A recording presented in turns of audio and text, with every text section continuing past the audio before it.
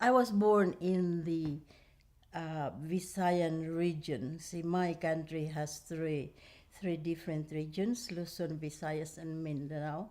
And I was born in the Visayan region.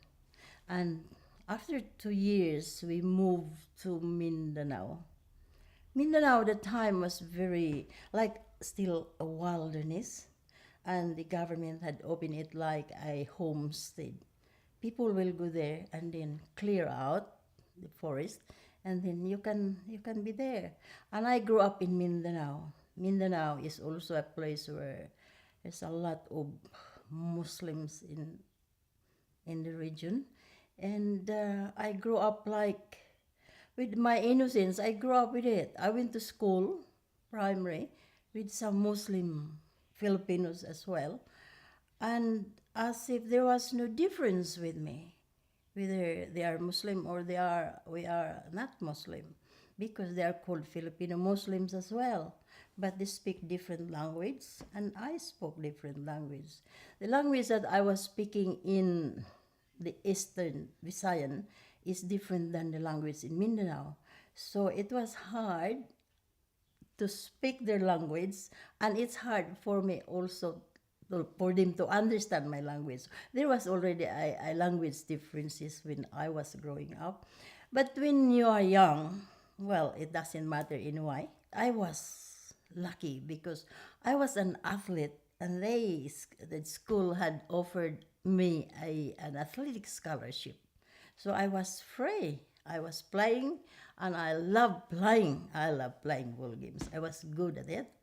And then, so after high school, I went to school for nothing. And then I went to college, to the university, and they offered me again another scholarship. And they called us the varsity. We are the players of the university, and I love it. So we kept going around and around. But then my family has to work hard in the farm with not a big produce, but just enough to eat. But then it's just enough to eat. Everyone has to share, even how little food we have, but everybody has to share that.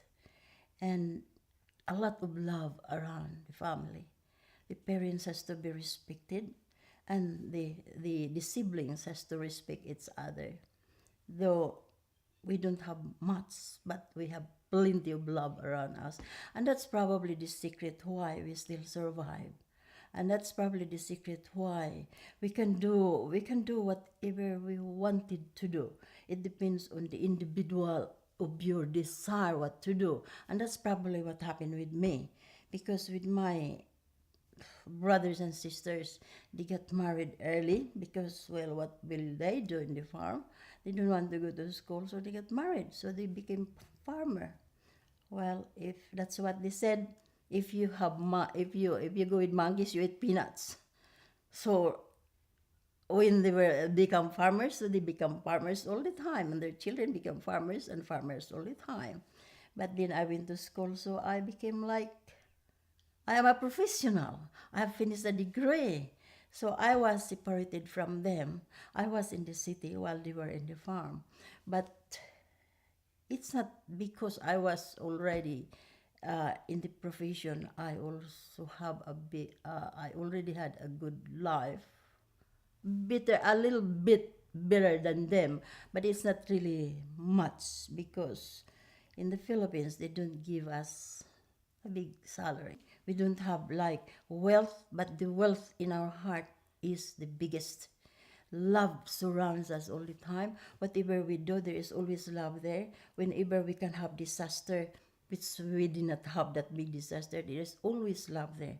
It's not only in the family, like our father and mother and our brothers and sisters, but also in our extended family, our aunties, our uncles, and distant relatives. See, we always acknowledge our relations in the far distance.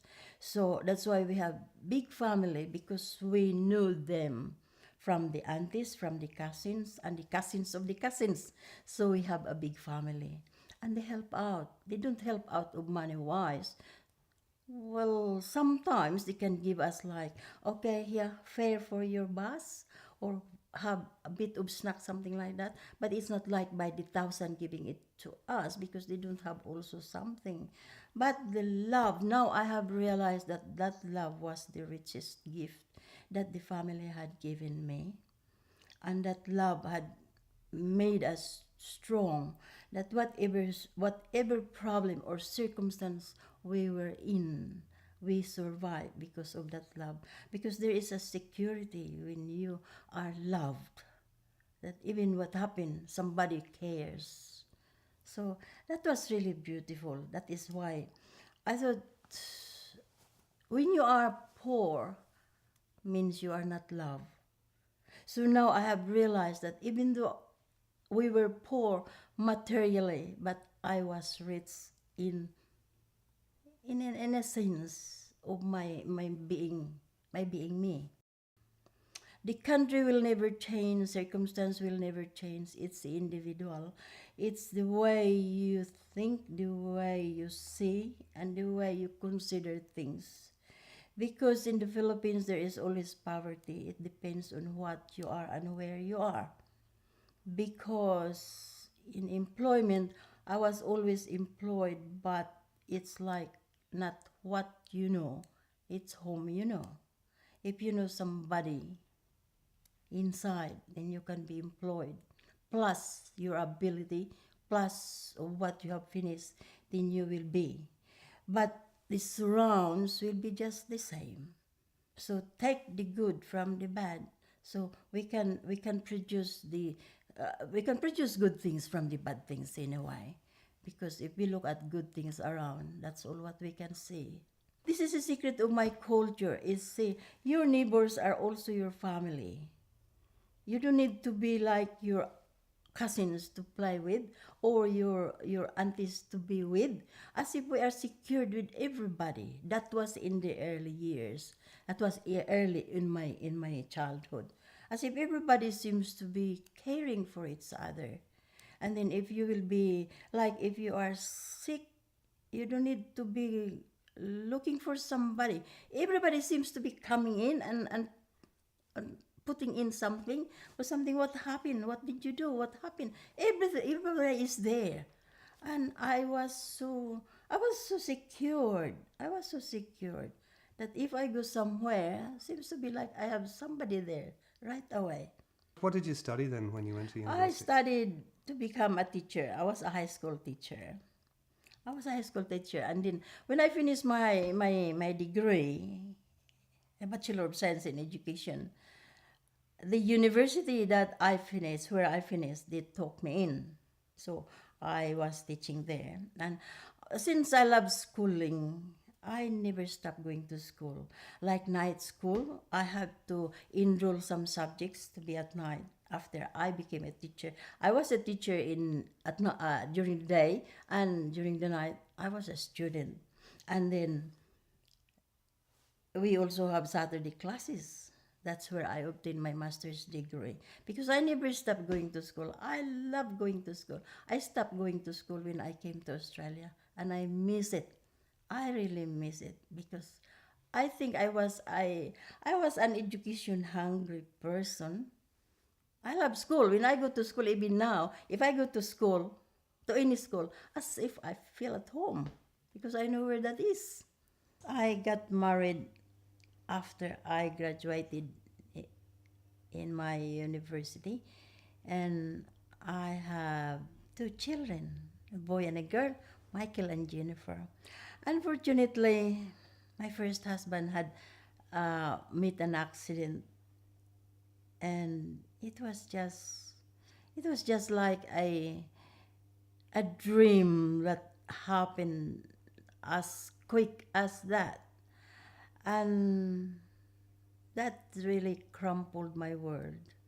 My boy was only 22 months old, and then the girl was only 7 months old when their father died. I was already teaching. So life has to go on. So I survived. So I keep on living with my two children. It was a hard life, very, very hard life to be by yourself. And in my country, we don't have any allowances. We don't have children allowances. We don't have anything at all. You have to earn your single cents. So from my little salary, we survived. It was really hard to to have it stretch both ends, but then again, it depends on how you budget it. Even if you only have little money, if you know how to budget it, you will survive. I learned from that situation to budget properly. And I learned from that situation how to survive, because if you don't know how to survive, then I would not be here talking to you. Now, these two children are growing up and they went to school, and of course they have their uniform, they have their tuition fees. We have everything we have to pay, because we were in the farm. If we were in the farm, we don't need to pay anything there. But since we are in the city, so we have to pay the rent, we have to pay the electricity, we have to pay the water, we have to pay the food. But then again, as I said, if you know how to budget, you will survive. You will survive for the month. And then see, our salary there is monthly. So you I was a good I was a good budgeter, or probably I can be a good accountant that time. But that situation really was very hard for me, and I lost my faith during the time. I lost my faith. I declared that there was no God. I feel so ashamed now. I feel so ashamed. I was so bitter. I was so bitter that everybody was my enemy. I have no friends because I lost my friends. Because once they will tell me, "Oh, what a pity." And I don't like that word. I don't like that word. That's why that really made me stronger from that situation, because you have to learn how to use a word if you will be facing a person who is already pitiful. You don't need to pity them. You have to help them. You have to you have to assist them. You have to take care of them. But not many people are taking care of you. They're good. That's what the saying is saying. If you are happy, the world will laugh with you. But when you cry alone. And that is really, really true. Can you describe teaching in the Philippines? What was it like teaching? Oh, What did it look like? wonderful, wonderful, wonderful. It's like the first 2 years of my teaching, it was like anybody when you are new, you seem to be like I was walking on the roof, because I don't want to be called a bad teacher. So I have to study what to teach the next day. And I will not pat my own shoulder, but I was a good teacher, because I can say that because of my produce, because of the products that I have produced. That even when I go back to the Philippines, they still acknowledge me as their teacher.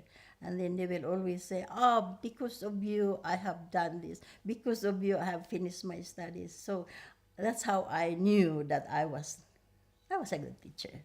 That was the private school when the first few years.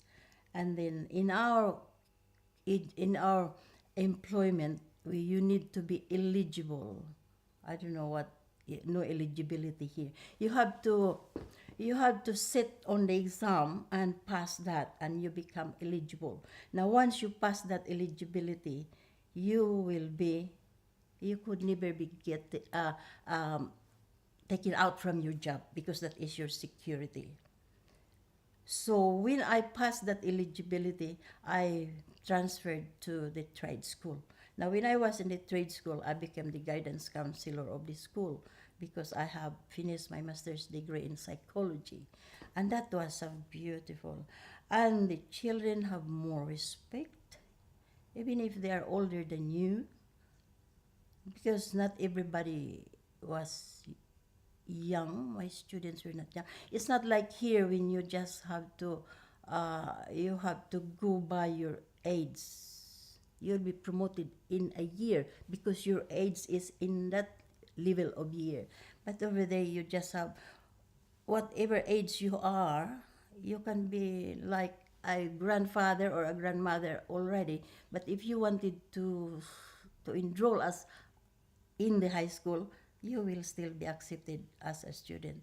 And like respect you and they follow what you are saying and as if you are a person. And I love to be a teacher. Give you any specific stories from the classroom? Anything that might have happened? Oh, I already had. Because see, what happened with my students, I always give them stories. I always give them stories with my presentation.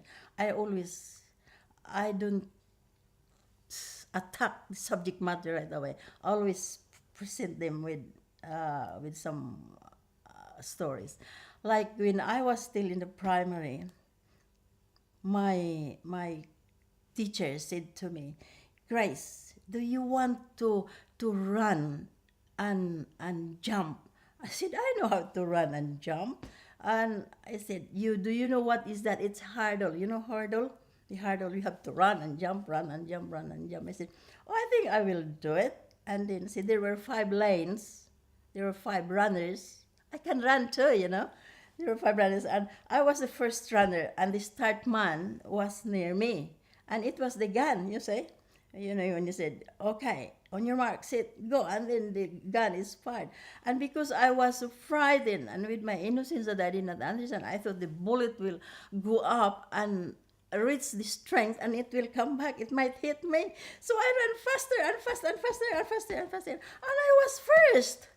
I was first student. I was always giving that story to my students because it's like, when when you're frightened of being poor, you're frightened of being ignorant, go to school. You have to go to school and be educated, and your education will set you free. I'm so frightened when my class is so quiet because they look at you, but they don't see you. Did you know that? They don't see you because they are tired and they wanted to sleep. They just open their eyes because they are forced to open their eyes. But actually, they are not listening.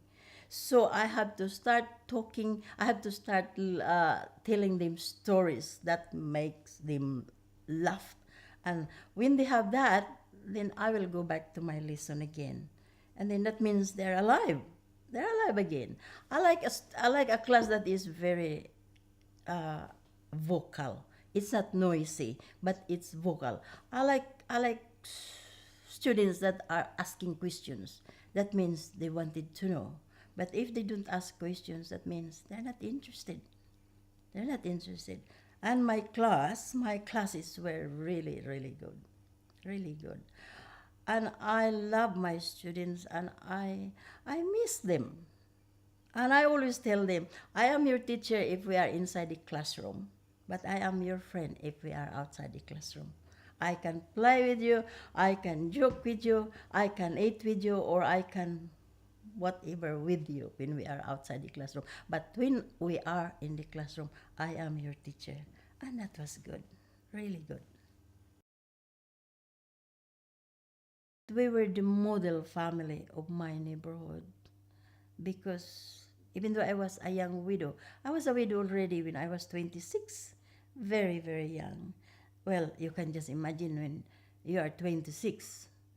Well, I'm not a bad looking as well. That's why so many men as well will want me. But thank God I resisted it. I resisted it because my theory was, why do I have to get married to a person that I will feed? Why will I get married to a person that will still make me as how I am in poverty? So I would rather stay as how I am. As how I am.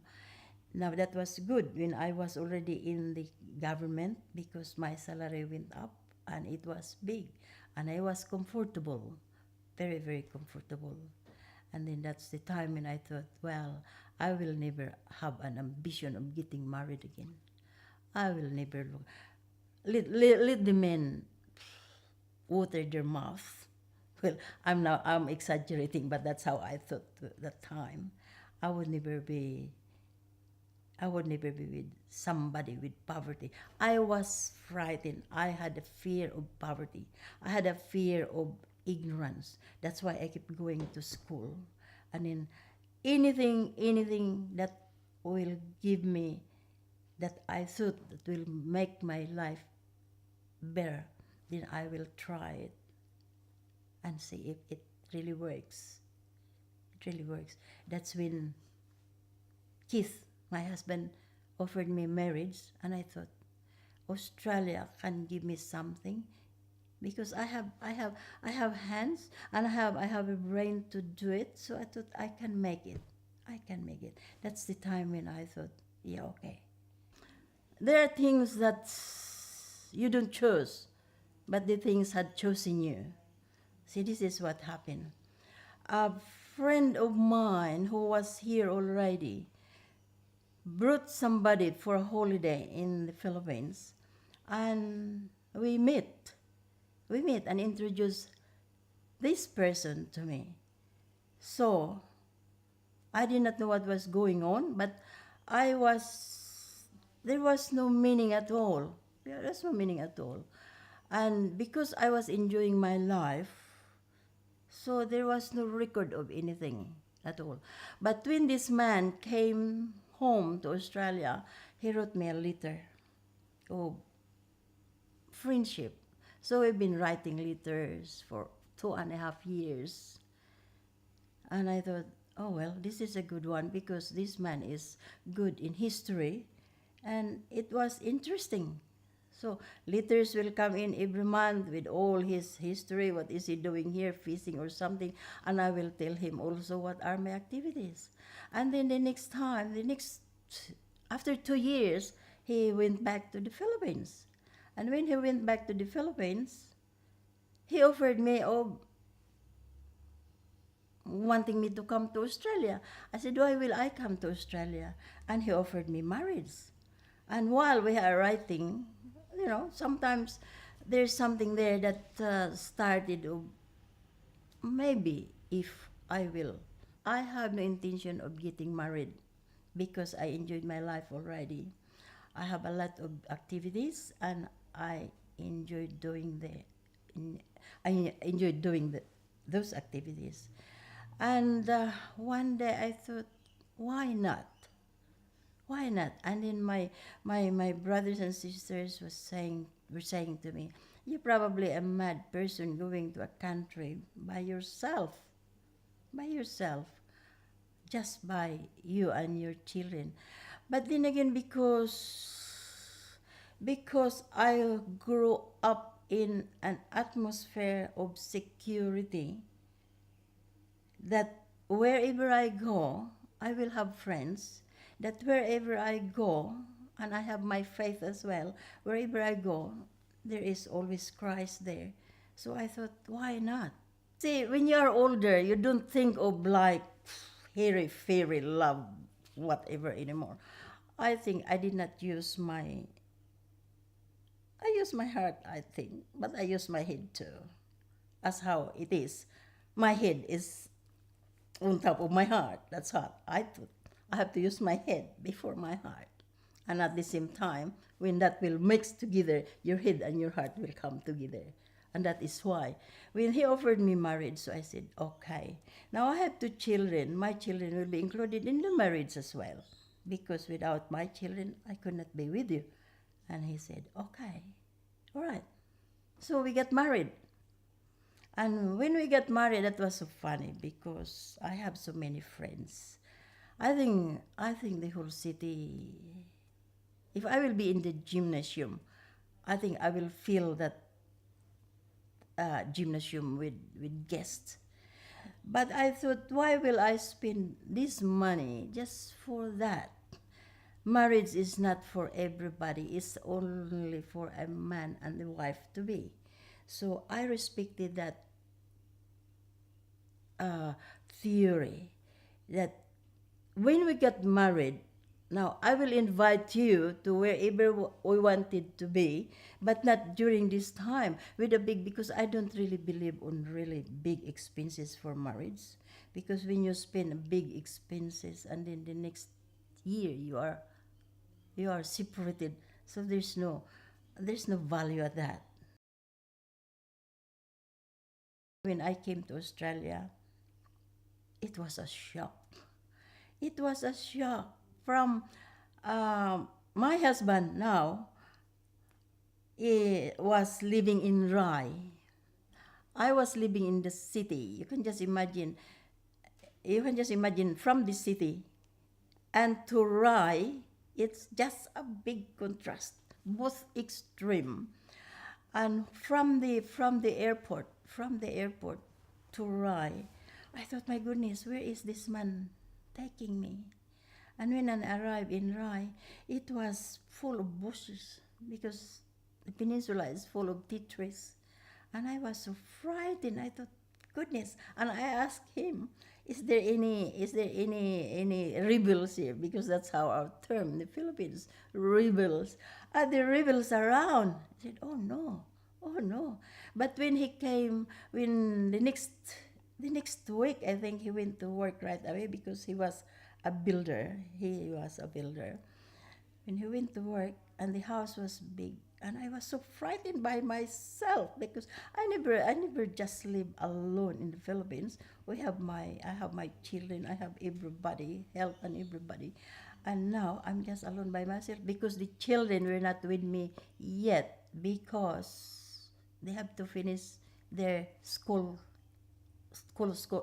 term. They have to finish that school term. And I have to stay in one room because I was so frightened because there was nobody around. Even our neighbors, I could not even see them. I thought, what kind of place is this? I thought Australia has plenty of people. Why are they not here? And sometimes they write a lot of houses, but a lot of holiday houses. And I could not see anyone. And I thought, goodness me, this is a lonely place at all. Very, very lonely. I thought I was a well adjusted person when I came. But when I arrived, I was a different person. I started to cry. I know how to cry already. I thought, goodness, I never know how to cry before. Now I'm crying because I was lonely. Very, very lonely. But after that, after 7 months, we went back to the Philippines because we have to take the children here in Australia. And that's the time when I knew that I have to do something. I have to do something. I could not also go to work because the language in Australia was just so hard to understand. Hard to understand, especially with the words like they don't have R's, no R's at all. I thought, what are they saying? Even in the television, I could not understand. I thought, what are they doing? What are they saying? And then my husband would say, the longer you have to listen to them, the more you will understand. And I thought, now, if I go out, like going to the shop, sometimes I'm frightened to ask, what is this or what is that? Because when they answer me, I could not understand. I have to say, what was that? What was that? And then I thought, wow, this is just so incredible. But then again, in the long run, I started to hear a different sound that I know already what is that all about. But it really takes time. I found out that the people are not as friendly as in my country. And it's hard to find a friend, especially when you don't know how to talk. If you like, you say, you just sit there and do nothing. They would not even say, oh, how are you, or like what. Even if I went to church, well, if I went to church, they will just look at me up and down. I did not understand what they were saying. What was that all about? It is rude to me. That was rude when you look at the person up and down. But that was so funny because later on, when I was about few months after, I asked this person, why were you looking at me up and down? What was wrong with me? And she said, oh no, I'm admiring how you dress up. I thought, you should have told me, you could have made me happier rather than asking myself, why are you looking at me like that? But it was really a shock. It was a shock the first time I arrived in Australia. One time, somebody asked me, is there any radio in your country? I said, we have a lot of radios in my country. We have a lot of movies in my country. And then he said, do you have schools in your country? So I said to her, we have a lot of schools. And do you want to know how many pieces of papers at my back? I know how to answer them already because they seem to be, their questions are very rude. To me, it was rude. But now it is not rude anymore because I know already how that is. And I probably answer them more rude than what they have asked me. From the time on, I met so many friends that my neighbors were surprised. How did you meet your friends? I said, I don't know. It's just word by mouth, a friend of a friend, a friend of a friend, a friend of a friend. And my place was like a this center. Every week we have a barbecue in my place. They will always ask me, Grace, let's have something going in your house because my husband made a barbecue place at the back of our house and we have a big yard at the back.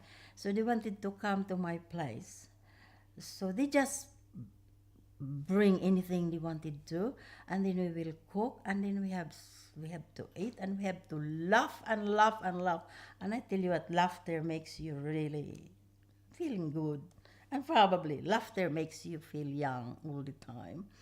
And these people, these girls who are coming to my house, they're also Filipinos, and then mostly they are into problems, and they like to tell me their problems, and I love that time because I used my being a guidance counselor. I used that ability to help them, and then the words will go from one person to one person, and as if I was just their mother asking me what to do and what to do. And then later on I have realized that some men are not really kind. Some men are just users. So I was teaching them to be strong and to really what to say and what to do. Marriage problem is the biggest problem with these new girls because it's really different. In our culture, once you are married, a husband has to take care of a wife. And since they are new in this country, the husband has to be careful of taking care of her. Like language is number one, so they could not understand each other. But then the husband will be angry because the message was not being understood. Or sometimes it's the food that our food is different than Australian food. It depends if you like the way we cook. Not all girls knew how to cook as well. And the man wanted his meal as the way he wanted to be. And that little thing will become a big problem because the wife has that feeling already that she is not loved or she is not respected how she is. So that starts from that, and then that becomes a big problem. And then there are times when it's really a really bigger problem when the husband will always say, I will send you home. That's not a good way to speak to your wife because the wife could not come to Australia if you did not marry her at all. And the wife herself is being shocked to come to Australia with all this new culture and new ways of living. So the husband should know how to teach the wife what to do rather than condemn her right away. So those are just little problems, but that becomes bigger and bigger and bigger. And then here comes the separation. When it comes separation, a woman has no family, but her friends. That's why they come. So the only way I can help them is the way I knew. See, when I knew now what I knew before, I could help them more. That's why this being in the seniors group involved with these activities has given me a lot of uh, learning and more knowledge of what to do or where to put them to have more help. So these women are still, some women are still married and some women are not anymore. But they don't have an easy life at that very early stage of their coming to Australia as well. But the only thing I have to teach them is to tell them is to stand up. Stand up and speak up. Learn how to speak English. Regardless your English is not that good, because not them, they do not know how to speak English. Some are not really English speaking people, but because they're men, I think they have to be saying, okay, I brought you to Australia, so you have to do what I wanted you to do. And that's not fair. That's not good enough. But some girls are not as strong as me, I think. And so they just cry. They just cry. How did your children make the transition to Australia? It was also hard. It was also hard because, again, it's the language barrier. And because they are not English speaking children, so it's really hard for them. And not all teachers are teachers, so they have a hard time in the school. And they went to Dromana Tech, and there was even one teacher there.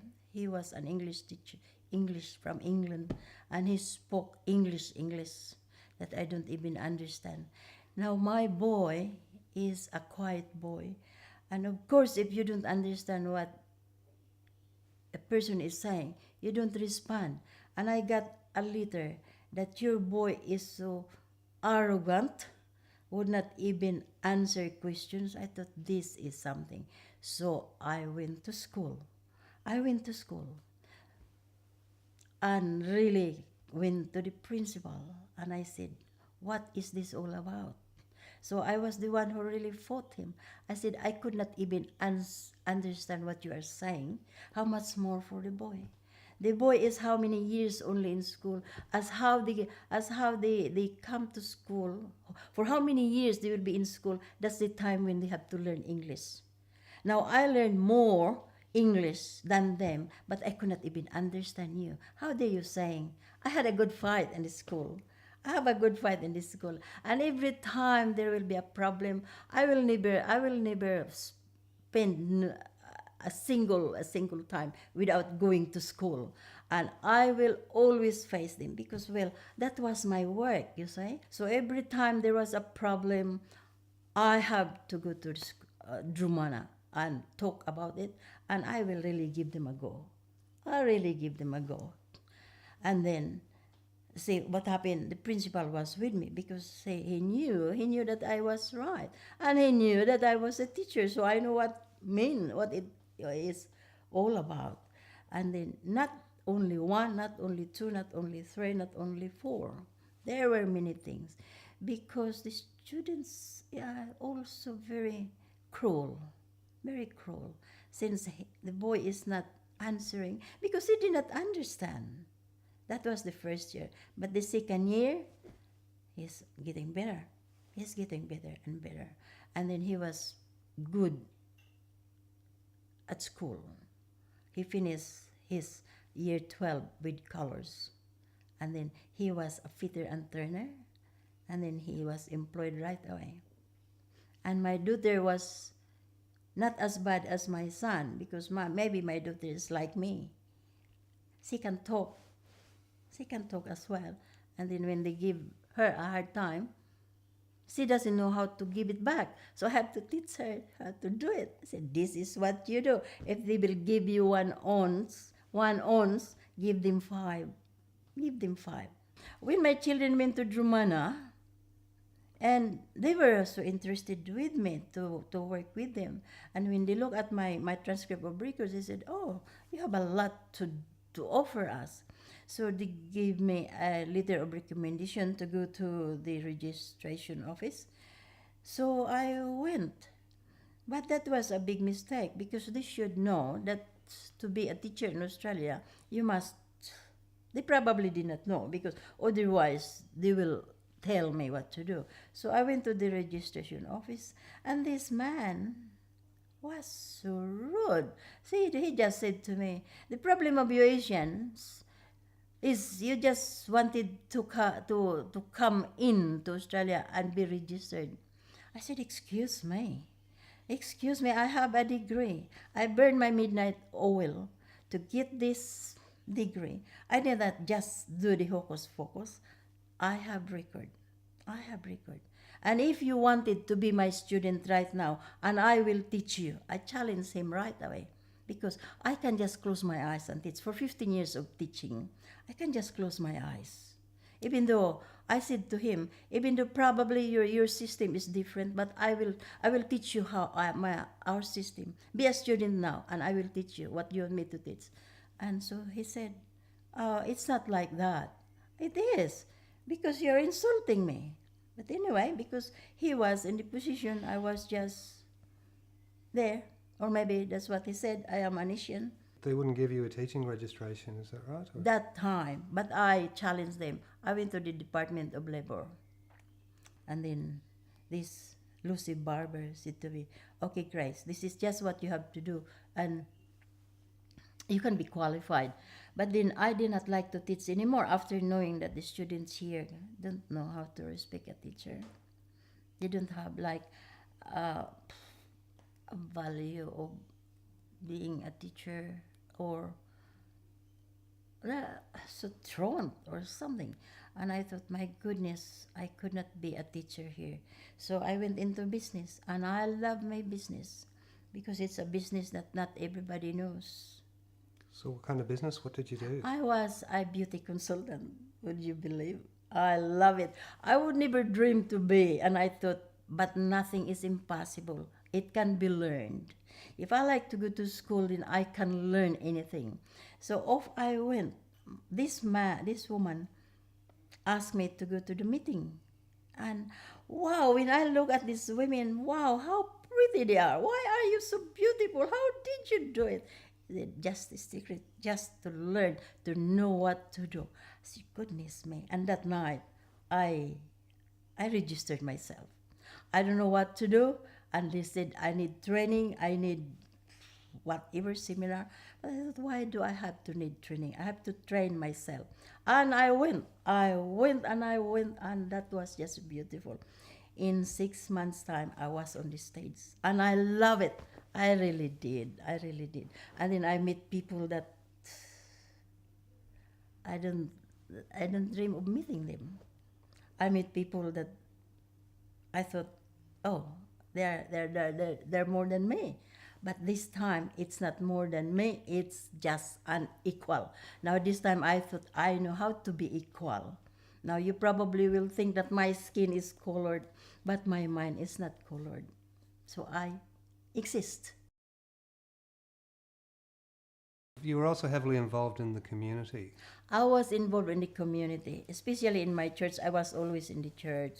And when I will say involved means I have to work. I have to really do that. And I was always in leadership, even if I don't like doing it. But, well, it's probably my gift. It's my gift that I know how to do it. And then this time, they wanted me to, they wanted me to start a seniors club. Now that I am a senior, I thought, my goodness, so now I'm a senior. I thought I'm still young. That's how I think actually, because I don't count my age anymore.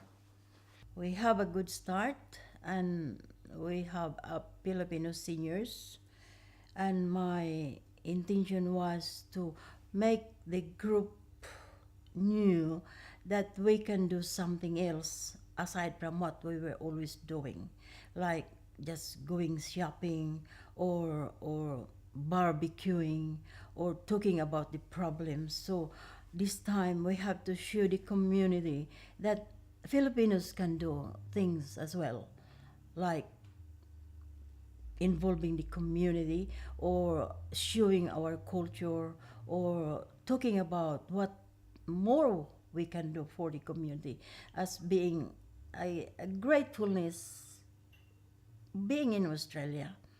So that's why it was formed. And our group is called the Frankston Filipino Senior Support Group. And we have a lot of members. And the group was really doing well. And as you know, all the time, group is always having a contradiction. There are always people who, especially if you are doing well, there are people in the group that will put you down. But it lasted for almost a year, and there was like a commotion, and there was a big separation.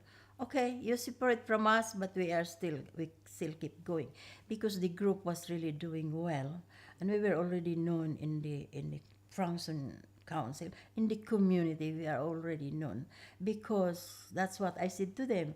Once I organize a group, I will not do it like the second best. I will do it the best I can. We are the only Filipino seniors group in Frankston Council and in Frankston area. And we are still doing it. And I could not find anybody to replace me because they said, you are there to lead us. And they said, as long as you can talk, you will be still our president. So I don't know what would be the solution to get out of the group. Or probably the best way is to stop. But if we have to stop it, what a useless thing, because we have given our best already, and we have that reputation already. We have the group. The group is existing, and the group is alive, and we do not even know sometimes that we can just be invited by somewhere, because they will just Google us and they can find us. So, what kind of activities do you do in the group? We have to have some presentation. We have to present a folk dance. A folk dance. It's like a traditional dance of the Philippines. That's how we show our culture, especially showing our costumes as well. We get different costumes too. That once we dress up with that, so we are Filipinos, and we are proud to be known as that. And it's not only like that we were only dancing. We can also present like a drama. Like last time we have presented our Independence Day, and we like do the acting. Somebody has to do the Magellan role. Somebody has to do the king, because in early Philippines there were kings and Raja, or some different titles of people, and it was wonderful. So the group is really an instrument to make your to let your ability come out, because there is a place where you can show it. So I thought it's not good to stop. Just keep doing it, because it is an incentive, not for other people, but the members as well. So when did you move to Frankston? I moved to Frankston about 15 years ago, I think.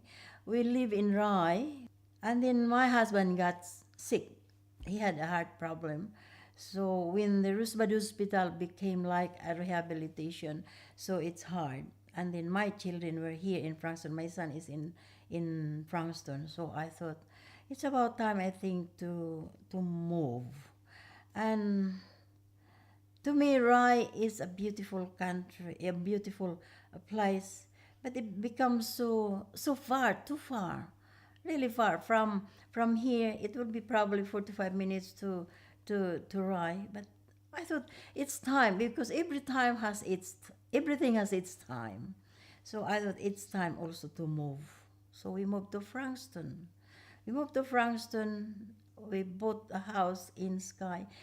All the properties in Rye that was built by my husband, and it was all beautiful places. But when you are ready to move, you don't think of those anymore. My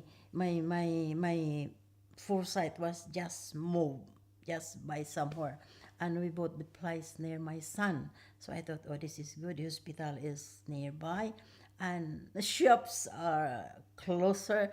I thought this is good. And then with my business, I thought, well, I can see more people without driving and a distance. And I love it. When we bought that house, it was beautiful. My next door neighbor will just say right away, "Hi, you are our new neighbor." And the neighbor at the other side will always say, "Hi, you are our new neighbor." I thought, gosh, this is good. There are good things in Frankston. Thought people are friendly. I thought, oh, okay. Now, so we became friends. We became friends, and I feel so comfortable.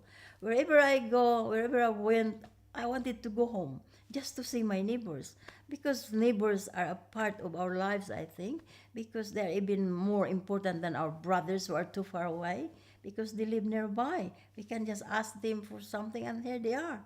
And they're so beautiful. They will even offer to take my rubbish out or my greens before to the tip. I thought, wow, this is so beautiful, and I love them all. And then people around seems to be just they're so friendly. When we arrive and then put our things inside, even the children came. We will help you bring all your things inside the house. I thought, no, this is just nice. I should have had this the first time I arrived in Australia. But then Rye and Frankston, that's the difference. That's the difference. And then see, Frankston seems to be like a little city where you can just be in Frankston in 15 minutes and you can go around, and it's not really a big complex where you go around and find what you want. It's just everything is there. And I thought, oh, now this is good. And when it's about the council as well, they're also good and there is also bad. But then again, look at the good things. They offered you good things. There are many, many things that at Frankston has. Near the beaches are good, and whatever you ask for, you can have it.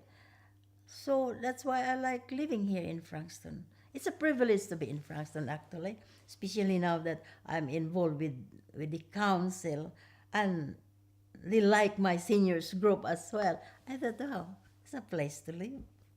That's why I'm happy to be here. It's beautiful. How do you spend your time now? I spend my time a lot of time still. A lot of my seniors group is really demanding. I just have to have my time out. We have a lot of activities in my seniors. At next week we are going to the city to have a walkabout. Just walk about, see how the city is. I told them to have like, okay, we will be going. People from the province, people from the bush will be going to the city and find out what the city is all about, and we will have fun there. And we're planning to have our Christmas break in Rosebud in one of our members' place. We will have barbecue there, and that's where we have our meeting as well. And you know, when we have our meeting, we always have fun. We know how to be happy. We know how to entertain ourselves, and we know how to make an event that make us happy and make our guests happy as well. But the good thing is knowing what to do for each other, helping each other is, I can say that is also my passion, to help other people.